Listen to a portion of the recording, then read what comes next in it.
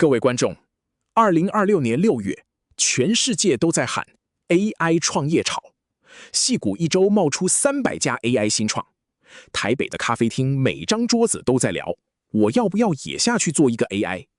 最狠的数字 ，NVIDIA 市值正式站上5兆美金。黄仁勋在 Computex 讲台上一口气丢出7大战略，从机器人到主权 AI 全包。你以为这些创新都是天才灵光一闪，半夜被闪电打到突然开窍吗？错，大错特错。管理学之父 Peter Drucker 一句话打你巴掌：创新根本不是天才的特权，创新是一门纪律，是可以学、可以教、可以管理的实务工作。今天，杰森教练帮你拆一本创业界的隐藏圣经 ，Peter Drucker 的 Innovation and Entrepreneurship 创新与创业精神。这本书告诉你，世界上只有7个地方会冒出创新机会，你只要学会去那7个地方系统性的挖，你就不用等天才，你自己就能变成那个机器。我是杰森教练 ，AI 数字员工龙虾学院。上一集 EP53，我讲 Eric Ries 的精实创业，教你怎么验证一个点子值不值得做。这一集更上游，教你点子到底从哪里来。听到底，这是你创业的弹药库地图。先说作者 Peter Drucker 是谁，这个名字你一定要记住，他被全世界尊称管理学之父，没有他，今天商学院一半的课都不存在。Drucker 1909年出生在维也纳，经历过2次世界大战，2005年过世，活了95岁，一辈子写了39本书。你现在嘴巴上天天讲的词，目标管理、知识工作者、分权、民营化，通通是他发明的。从 GE 的 Jack Welch 到 Intel 的 Andy Grove， 整整3代世界级执行长都把他当师傅。1985年 Drucker 76岁，他写了这本《创新与创业精神》。重点来了，这本书最反直觉的一句话：创业不是冒险，不是赌运气，不是靠胆子大。真正厉害的创业家不是最敢赌的人，是有系统的寻找改变，有纪律的利用机会的人。Drucker 说，创业家其实是最不爱冒险的一群人，因为他们把风险拆解，把机会量化。他们不是在赌场下注，他们是在拆解世界运作的规律。把这句话刻进脑袋，创新是纪律，不是运气。好，进入这本书的核心骨架，7大创新来源。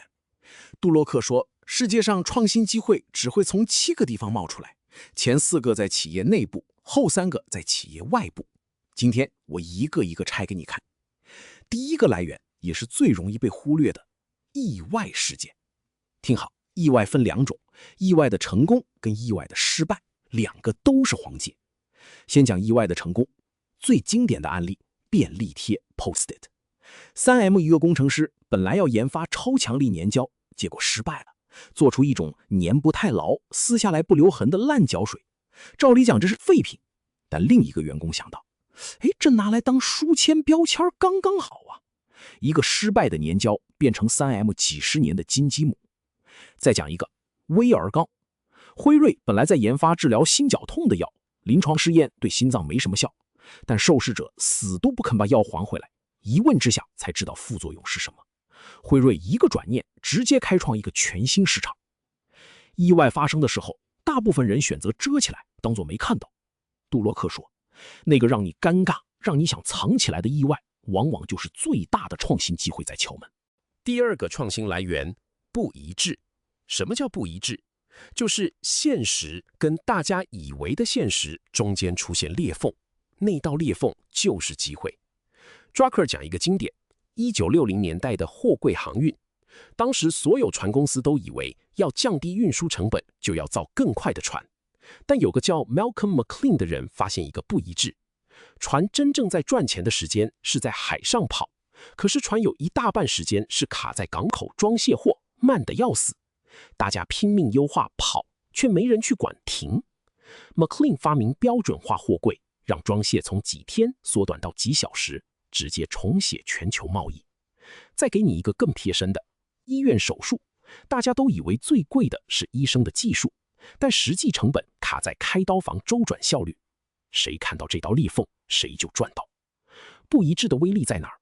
因为当所有人都以为是 A， 真相却是 B 的时候，你只要说出那个 B， 你就独占整个市场。创业者要练的功夫就是别人说什么你先别信，自己去看真实数据，裂缝就在那里。第三个创新来源，流程需要，白话讲就是瓶颈。这个来源最务实，因为它不是你去找机会，是机会本身在喊救命。当一个流程里面有一个环节卡住，缺一块，痛得要命，所有人都知道这里有问题，但就是没办法，那个地方就是创新的金矿。Drucker 举的经典案例，报纸印刷。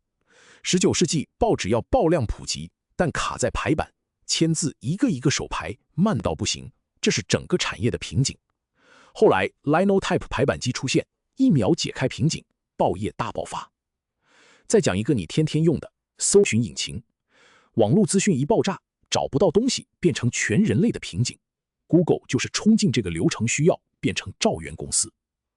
流程需要的特征很好认：第一，大家都知道缺这一块；第二，需要的东西定义很清楚；第三，解法一出来，大家马上说对，就是要这个。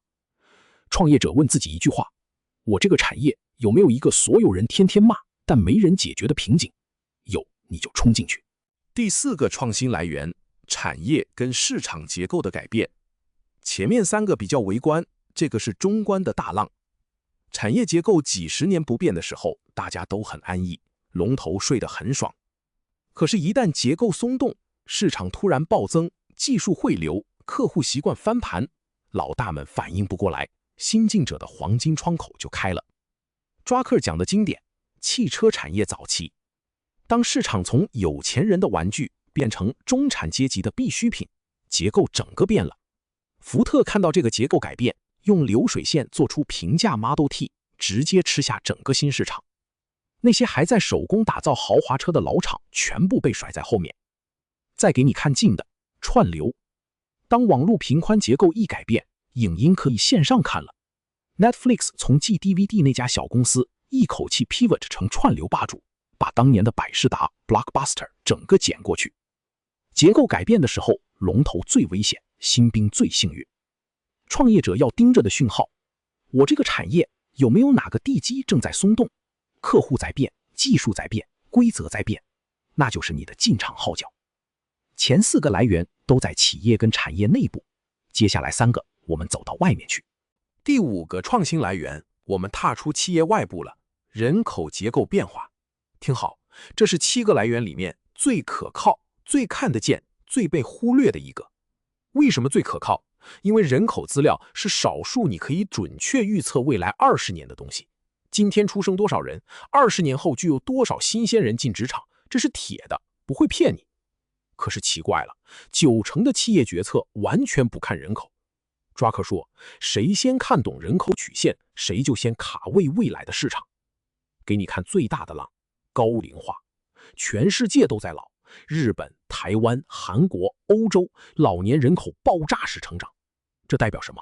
长照、银发旅游、医疗辅具、抗衰老、退休理财，每一个都是兆元级的赛道，而且是保证会来的赛道。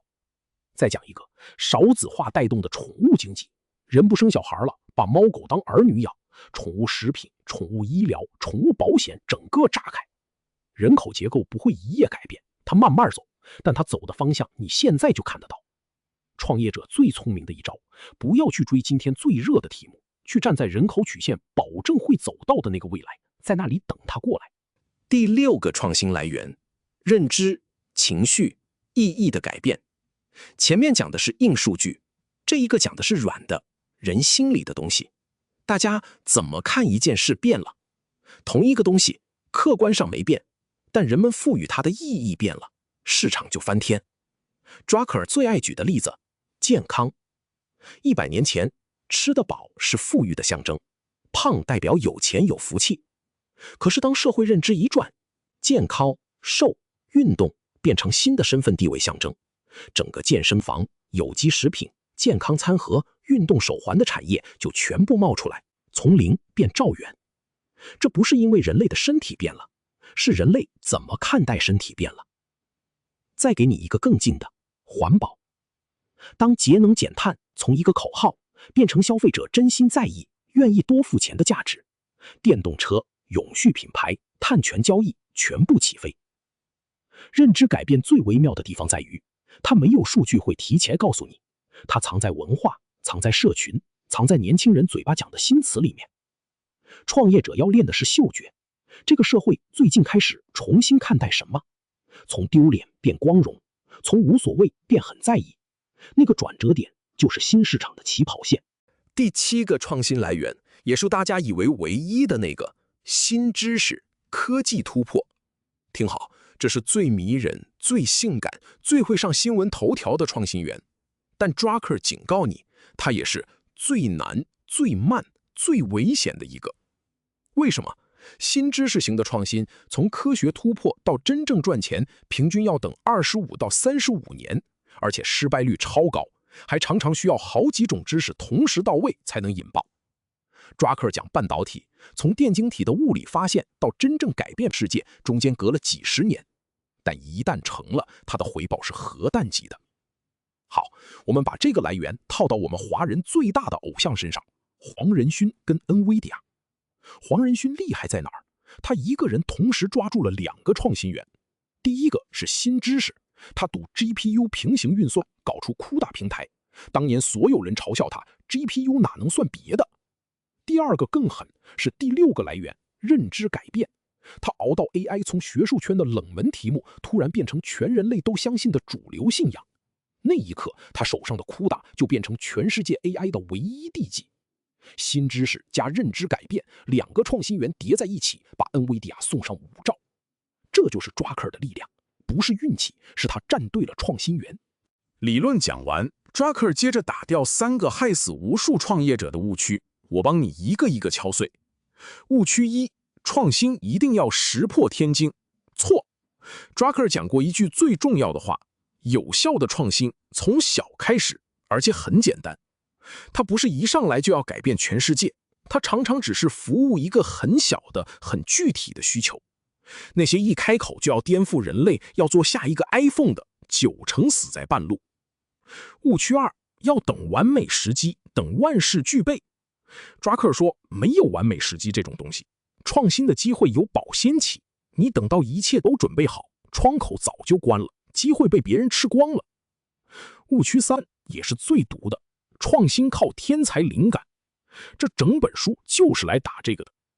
Drucker 说，把创新寄托在天才身上是企业最危险的策略，因为天才不可复制、不可管理、不可预测。真正能让公司持续创新的是把这7大来源变成每周固定要去寻的7块田，系统性的、有纪律的去挖。记住这句，创新要从小开始，聚焦一个点，简单到不行。越想一步登天，越死得快。好，把7大来源变成各位观众创业者真正能用的实战工具。我教你一套7大创新源寻田法，每周花1小时，7块田走一遍。第1块，意外田，翻你公司的数据，有没有哪个产品莫名其妙卖得特别好，或哪个客诉重复出现，那是意外在敲门。第2块，不一致田，你的产业里大家都说要这样做，但真实数据却打脸的地方在哪儿？裂缝就是钱。第3块，瓶颈田，你的客户天天在骂哪一个环节又慢又痛又贵，冲进去。第4块，结构田，你的产业有没有哪块地基正在松动，龙头还没反应过来？第5块，人口田，高龄化、少子化、单身经济，哪一条曲线保证会走到你的市场？去那里等。第6块，认知田，最近社会开始重新看待什么，从不在意变很在意。第7块，新知识田， AI、生技、新能源，哪个技术刚好成熟到可以落地？7块田走一圈，你会发现题目根本挖不完。创业不缺努力的人，缺的是知道去哪里挖的人。Drucker 把地图给你了，你只要每周去巡田。我说我自己的故事。2024年底，我杰森教练零基础，连 Python 都不太会。我凭什么敢跳下来做 AI 数字员工龙虾学院这个品牌？因为我抓住了 Drucker 第7个创新源，新知识。当时 AI 大语言模型刚刚成熟，这是一个典型的新知识型创新机会，刚刚从实验室走出来。我没有等到我变成 AI 专家，没有等到完美时机，我就是抓住这个新知识刚好可以落地，刚好还没被大众用透这个窗口，直接下场。更关键的是，我同时也踩中第6个来源，认知改变。1年前，大家还觉得 AI 是工程师才碰的东西，现在每个老板、每个老师、每个 SOHO 都在问，我怎么用 AI 变成不睡觉的员工？这个认知的大转弯就是龙虾学院的师长。各位，我不是天才，我数学还很烂，我只是老老实实照 Drucker 的地图，找一个刚冒出来的新知识，加上一个正在翻转的认知，然后从小开始，简单做，快速上。7大来源里面，我抓2个就够养活一个品牌。你也可以，而且你现在就站在 AI 这个史上最大的新知识浪头上。黄金总复习5个重点刻进脑袋。第一，创新不是天才灵感，创新是一门纪律，是可以学、可以教、可以系统化管理的实务，这是整本书的灵魂。第二，世界上创新机会只从7个地方冒出来：意外事件、不一致、流程需要、产业结构改变，这4个在企业内部；人口结构、认知改变、新知识，这3个在企业外部。把这7块田背起来。第三，最可靠的2个来源是人口结构跟意外事件，因为人口可以准确预测20年，意外就藏在你眼前的数据里，偏偏最多人忽略。第四，最性感但最危险的是新知识，从突破到赚钱平均要等25到35年，黄仁勋就是熬这个熬了10几年，加上认知改变才引爆5兆。第五，创新的铁律，从小开始，聚焦一个点，简单到不行，不要等完美时机，不易追求石破天惊。把这5点刻在脑门上，你创业就不再是乱枪打鸟，你是拿着地图去挖金矿。最后帮你把这条创业线串起来。EP51从0到1，教你找垄断。EP52创新者的窘境，教你看破大公司怎么被颠覆。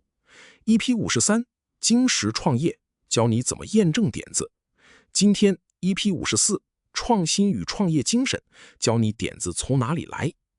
如果说 Eric Ries 教你验证，那 Peter Drucker 是更上游，教你机会的源头。4本一起读，你的创业地基就铺好了。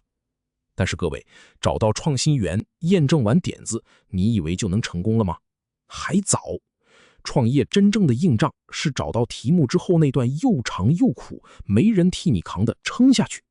所以下一集 EP55，我们讲一本讲撑下去的神作《恒毅力》Grit， 作者是宾州大学心理学教授 Angela Duckworth。他研究了西点军校全国拼字冠军顶尖业务，得出一个惊人结论：决定你能不能成功的不是天赋，不是智商，是 grit， 是那股热情加毅力，死撑到底的力量。找到创新源是起点，有毅力撑下去才是终点。我是杰森教练 ，AI 数字员工龙虾学院，我们下一集见。